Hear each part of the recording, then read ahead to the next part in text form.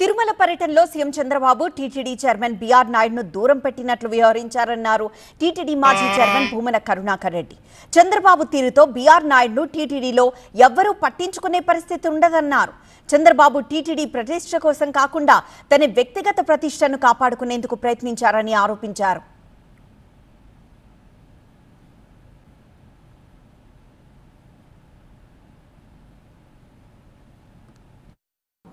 నిజానికి చంద్రబాబు గారు ప్రవర్తన మరో రకంగా ఆలోచిస్తే ఒక అపరిచితునిలాగా జరిగింది. చంద్రబాబు గారి ప్రవర్తన కూడా నిన్న ఒకవైపున దూరం పెట్టినట్టుగానే ఉంది, మరోవైపున ఆయన వెనకే నక్కి ఉన్నట్టుగా ఉంది.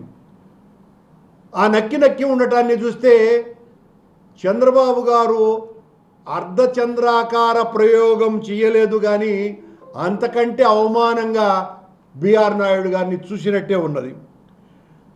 బీఆర్ నాయుడు వీధిలో ఉండలేడు, ఇంటిలోకి రానియరు అన్నట్టుగా ఆయన పరిస్థితి. టీటీడీ చరిత్రలోనే ఇంత అవమానింపబడ్డటువంటి వ్యక్తి మొట్టమొదటి ఆఖరు అధ్యక్షుడు బీఆర్ నాయుడు గారే. ఇక ఆయన్ను చూస్తే ఎవరైనా చిన్న మర్యాద అయినా ఇస్తారా? నిన్న జరిగినటువంటి సంఘటనతో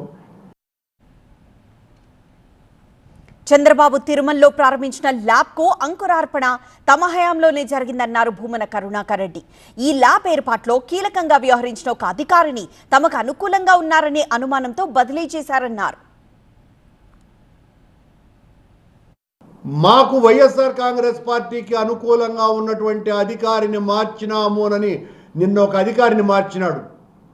ఈ ల్యాబ్కు సంబంధించి గత 4 నెలలుగా అత్యంత ఎక్కువగా కష్టపడి ఆ కేంద్ర ప్రభుత్వంతో అంటే ఎఫ్ఎస్ఎస్ఐతో మంతనాలు జరిపి అత్యంత బాగా చేసినటువంటి ఐఏఎస్ ఆఫీసర్ని ట్రాన్స్ఫర్ చేయటం వెనుక ఒక కుట్ర దాగి ఉన్నది.